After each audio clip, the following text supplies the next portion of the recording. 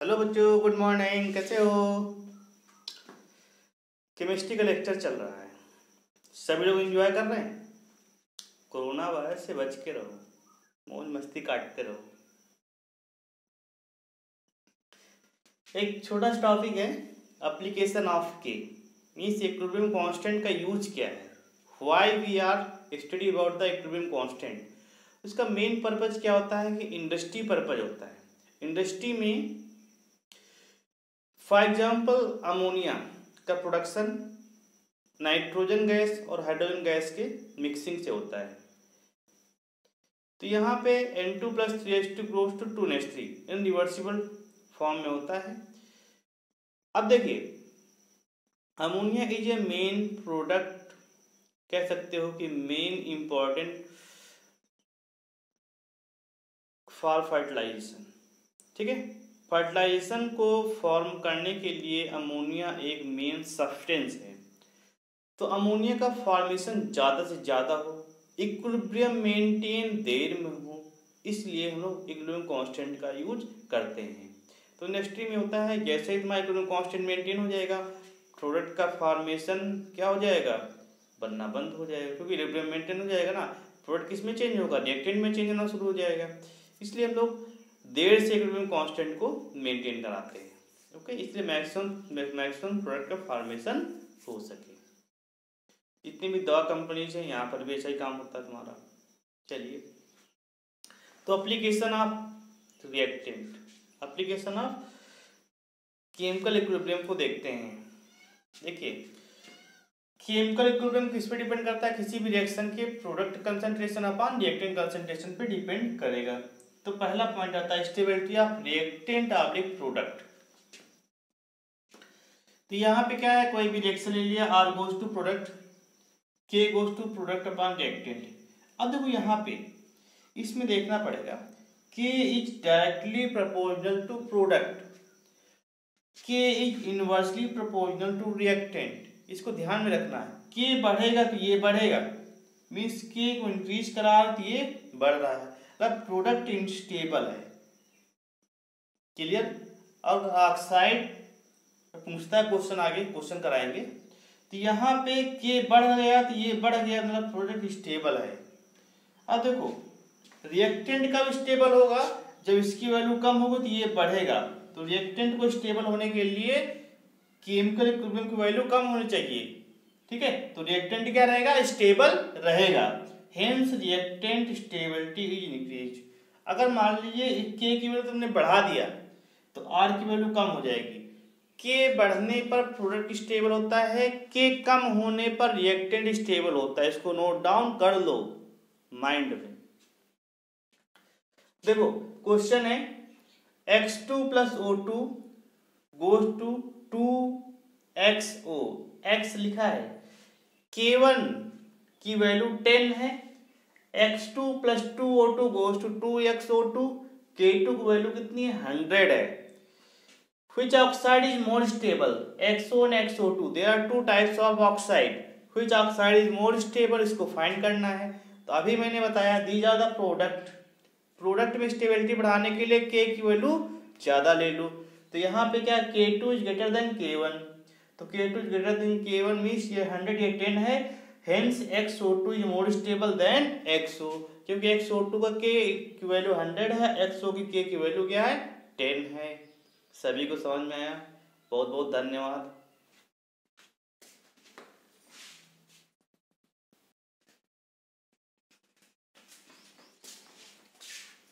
For stability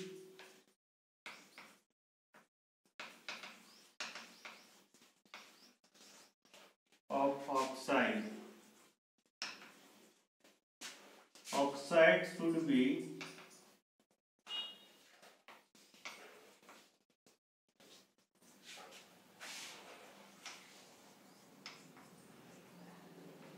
forward direction.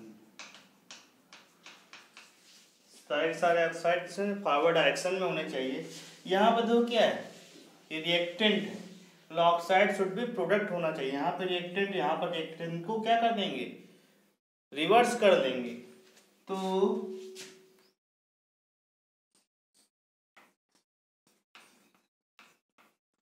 On reverse C and D। जब C को reverse करोगे तो इधर आ जाएगा K dash 1/K3 1/0.5। It means point हटाइए 0 बढ़ाइए 2 आ जाएगा। क्लियर। इसके बाद K dash 1/K double dash K4 ले लिया जाएगा तो 1/, ये भी तुम्हारा रिएक्टेंट है, इसको प्रोडक्ट में चेंज करना पर इसको रिवर्स कर देंगे तो 1/0.025 0.025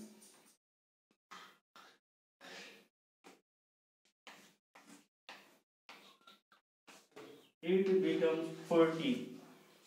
वैल्यू कितनी आ जाएगी 40 आ गई। क्लियर। जब वैल्यू 40 आ गई है तो अब फिर से सबसे ज्यादा मोड स्टेबल कौन सा है तो N2O3। ठीक है, दिस इज द 40 K की वैल्यू। इसके बाद NO, इसके बाद N2O, इसके बाद NO2। यहाँ पे K की वैल्यू 2 है, यहाँ पे 10⁻⁻1 है और यहाँ पे कितनी है 10⁻⁻3। तो मोड स्टेबल का कौन सा आंसर आ जाएगा। This is the answer D। This is the mode stable. समझ में आया सभी को। फिर समझ लो, यहाँ पे ऑक्साइड क्या है प्रोडक्ट फॉर्म में, यहाँ पे ऑक्साइड रिएक्टेंट के फॉर्म में है, इसलिए इसको प्रोडक्ट फॉर्म में चेंज करने के लिए रिवर्स कर देंगे। रिवर्स करेंगे तो क्या होगा कांस्टेंट क्या हो जाएगा पान में आ जाएगा तो ये बन जाएगा 1/0.5 बनेगा तो यहाँ से वैल्यू 2 आएगी, ये बनेगा 1/4 बनेगा तो ये बनेगा 40। यहाँ पे N2O3 इसका लिया गया है NO N2O NO2, ये 42 10⁻⁻1 10⁻⁻3 मैक्सिमम कौन सा है N2O3 है ना, इसलिए आंसर क्या आ जाएगा N2O3। This question was asked in JEE problem है। क्लियर, सभी समझ में आया।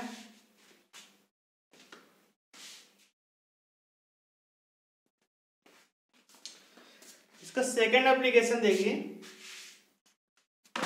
यहाँ पे prediction of direction of reaction. किसी भी रिएक्शन का मुझे डायरेक्शन फाइंड करना है कि फॉरवर्ड में है कि बैकवर्ड में, उसको चेक करने के लिए मुझे रिएक्शन कोएफिशिएंट फाइंड करना पड़ेगा। तो reaction coefficient and equilibrium constant are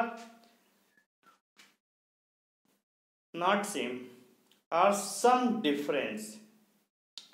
समझते हैं रिएक्शन कोएफिशिएंट क्या होता है। It is a simple ratio of active mass of product versus active mass of reactant and it can be find at any time reaction proceed. Means reaction शुरू हुई उससे 2 minute बाद भी, या फिर रिएक्शन कंप्लीट होने से 2 मिनट पहले भी।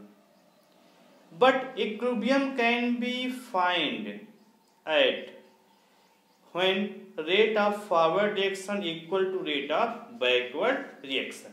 दोनों डिफरेंस इतना ही है, इक्विलिब्रियम कांस्टेंट को फाइंड करने के लिए रेट दोनों के बराबर होने चाहिए, लेकिन यहाँ पे क्या है रिएक्शन कोएफिशिएंट को फाइंड करने के लिए रेट बराबर नहीं होने चाहिए। किसी भी टाइम पे इसको हम फाइंड कर सकते हैं।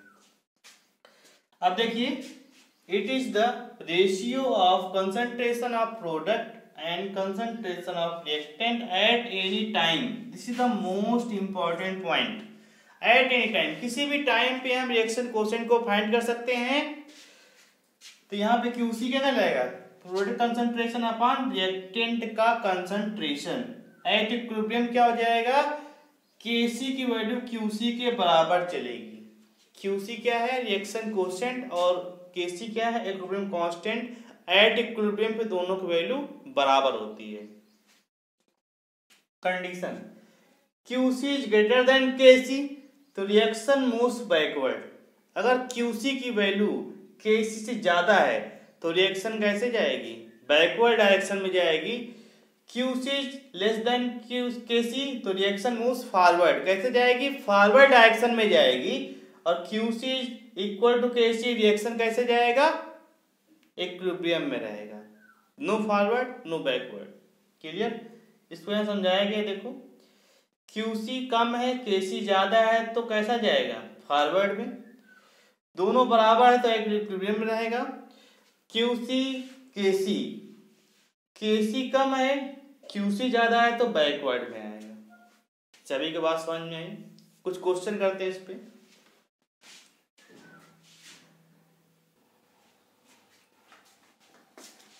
तो गाइस देखिए, this question was asked in net exams. 2A goes to B plus C are in homogeneous gaseous phase. Kc for the reaction is 2 into 10 की power minus 3 at any time t. Concentration of A equal to concentration of B equal to concentration of C, which is 2 into 10 की power minus 4 mole per liter. Then in which direction reaction moves at equilibrium. तो reaction किस direction में move करेगी इसको बताना है। हमारे पास given क्या है, केसी गिवन है, तो केसी इक्वल टू 2 इंटू 10 की पावर माइनस 3।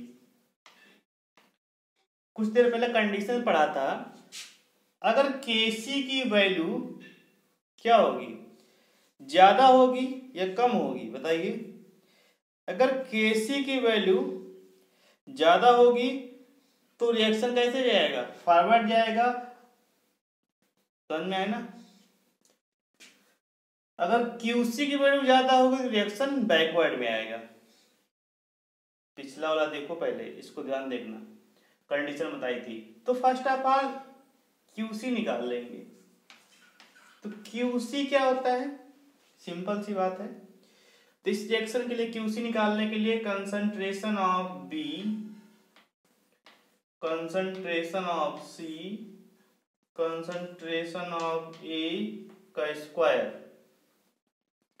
तो यहां से बी सी और ए सभी का इक्वल है, तो ये वैल्यू आ जाएगी 2 इंटू 10 की पावर माइनस 4, 2 इंटू 10 की पावर माइनस 4 डिवाइड में क्या जाएगा, 2 इंटू 10 की पावर माइनस 4 का स्क्वायर। कितना आ जाएगा, क्योंकि ये टर्म स्क्वायर में तो स्क्वायर में आ जाएगा।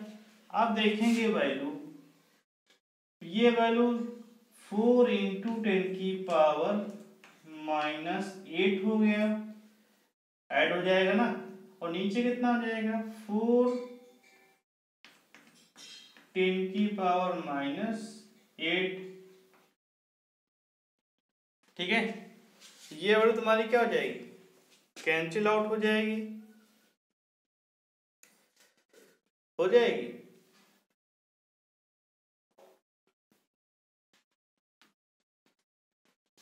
क्लियर, ये वैल्यू तो 1 आ गई ना। अब देखो केसी कितना है, कम है, तो ये कैसे जाएगा, बैकवर्ड डायरेक्शन में आएगा। देखो केसी और क्यूसी कौन कम है, केसी कम है, क्योंकि इसको लिख सकते हैं ना 0.002। ठीक है, तो ये वैल्यू है 0.002, ये वैल्यू 1 है। तो रिएक्शन डायरेक्शन तो फॉरवर्ड डायरेक्शन लिखना पड़ेगा, reaction moves forward. Clear, reaction कैसे मूव करेगी, फॉरवर्ड। इस टाइप क्वेश्चन में फर्स्ट ऑफ ऑल मुझे क्यूसी फाइंड करना होता है। तो क्यूसी और केसी में रिलेशन देखना होता है, कौन ज़्यादा है कौन कम है या फिर इक्वल है। अगर के सी की वैल्यू ज़्यादा है तो फॉरवर्ड जाएगा, अगर क्यू सी की वैल्यू ज़्यादा है तो बैकवर्ड आएगा। दोनों की वैल्यू इक्वल है तो जानते ही हो इक्विलिब्रियम मेंटेन रहेगा।